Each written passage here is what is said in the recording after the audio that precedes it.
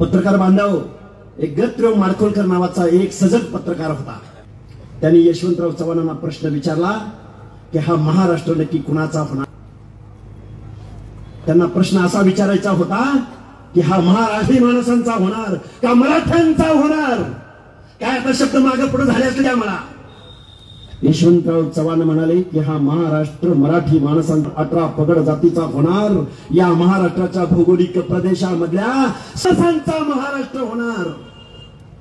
आता आमदार कोण, खासदार कोण, दार कोण, बघते जाऊ द्या.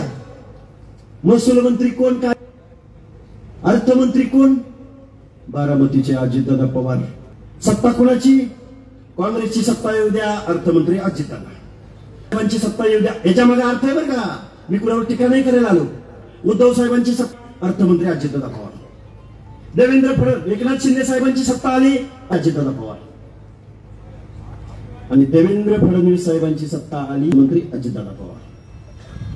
गावगाड्यामध्ये ओबीसीची संख्या किती आहे, हात वर का. किती टक्के आहे ओबीसीची संख्या. एसबीसी बांधवांच्या सामाजिक न्याय हक्कांच्या योजनेसाठी किती पैसे मिळाले. अर्थमंत्री अजितदादा पवारांना आमचा सवाल आहे. अर्ध्या संख्येच्या ओबीसी भटक्या विमुक्त जाती जमातीच्या लोकांना किती बजेट मिळालं पाहिजे. सामाजिक न्याय हक्कांच्या योजनांसाठी किती पैसे मिळाले पाहिजेत. ससाण्यासाठी किती मिळाले पाहिजेत. अर्ध्या लोकसंख्येला किती मिळाले पाहिजेत. जाऊ दे 52%, 50%, 25%, 70 साहेब सोडा, 20 सोडा, 15%. जिब्यान गोविंदजी देवकते, बापूराव किती मिळाले पाहिजेत. 10% सोडा. मी नेहमी सांगतोय, माझ्या भाषणात जबाबदारीने सांगतोय, 5% सोडा, 2% नाही. फुले शाहू आंबेडकरांच्या नावानं ज्या बारामतीच्या पवारांनी या महाराष्ट्रावरती राज्य केलं, पलटून पलटून सत्तेमध्ये बसले. अर्ध्याहून जास्ती भटक्यांना या पुरोगामी महाराष्ट्रामध्ये 1%च्या पुढे बजेट दिली, तर 1%च्या पुढे झाली नाही. 1%च्या पुढे. आता माणसं म्हणजे बोलायला लागला तुम्ही.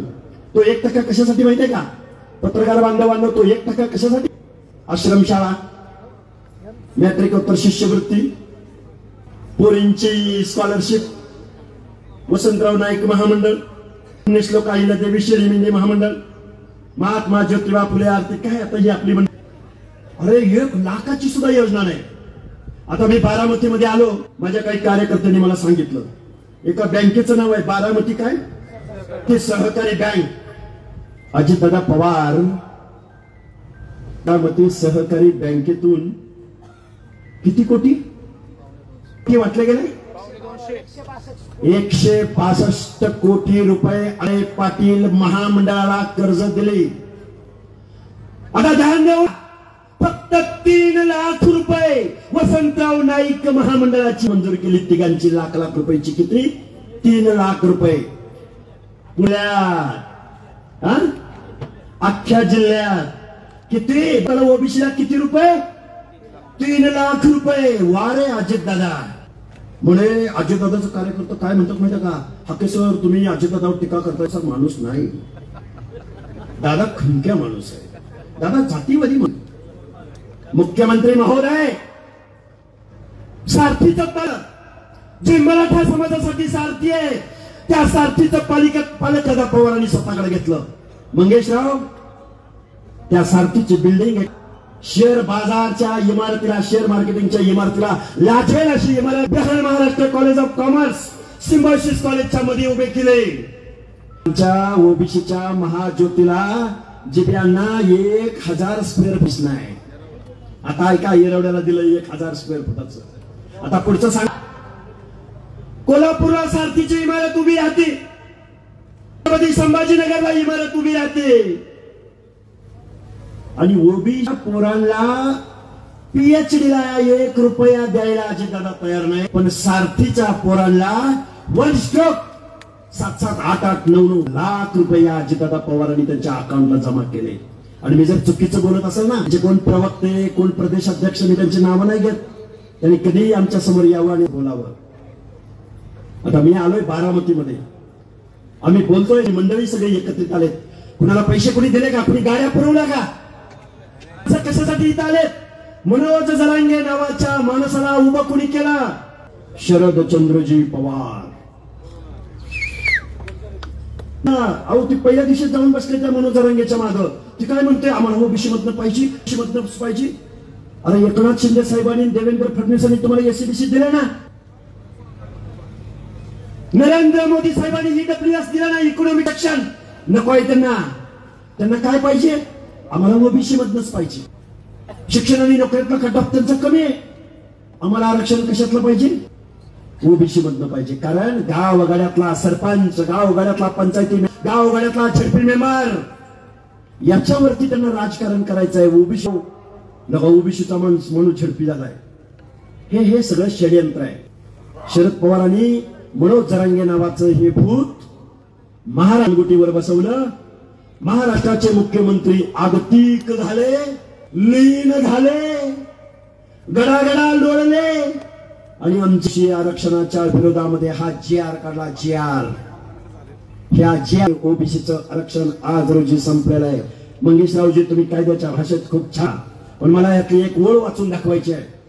ज्या मराठा समाजाचं सामाजिक मन state backward commission, 4 state backward कमिशनने नाकारलं, सेंट्रल कमिशनने नाकारलं, अनेक हायकोर्टाने नाकारलं, सुप्रीम कोर्टाने, त्याच मराठा समाजाच्या बाबतीमध्ये 2 पानांची त्यातला शेवटचा उद्देश मी शासनाचा वाचून दाखवतो. मंगेशजी, हा सुद्धा आपल्या या जी.आर. मध्ये काय म्हणतात ते शांत ऐका बरं का, शांत. मराठा समाजास जात प्रमाणपत्र मिळण्याच्या प्रक्रियेत,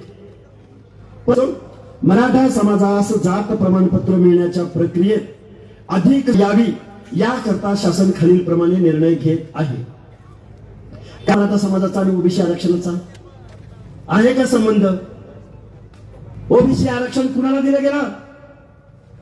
ओबीसी आरक्षण आता काळूराम खूप चांगली माहिती दिली, त्यामुळे मी त्या खोलात जात नाही. बाबासाहेबांना हा प्रश्न विचारला होता. अजून 10-20 मिनिटं ऐकायची कॅपॅसिटी आहे ना तुमची? बाबासाहेबांना सुद्धा प्रश्न, बाबासाहेब तुम्ही एससीला आरक्षण दिलं, ज्यांच्या बाबतीमध्ये छूत अच्युतपणा अस्पृश्यता पाळली गेली, आम्ही समजून घेतलं. बाबासाहेब तुम्ही एसटीला, ट्रायबलला आरक्षण दिलं, जे जंगलामध्ये राहिले होते ते आम्ही समजून घेतलं. गावगाड्यातल्या माळ्याला, साळ्याला, कोळ्याला, तेल्याला, हटकराला, धनगराला, संगराला, वंजाऱ्याला, सुताराला का आरक्षण देताय बाबासाहेब? त्यावेळी डॉक्टर बाबासाहेब आंबेडकर बोलले, डोंगराच्या कुशीला बेडा राहतोय, डोंगराच्या कुशीला मेंढपाळ राहतोय, गाव बलुत्याचा अलुत्याचा सेवा देण्याचं काम माझा नाभिक करतोय, धोबी करतोय. यांना सुद्धा मला विकासाच्या प्रक्रियेत आणायचं आहे.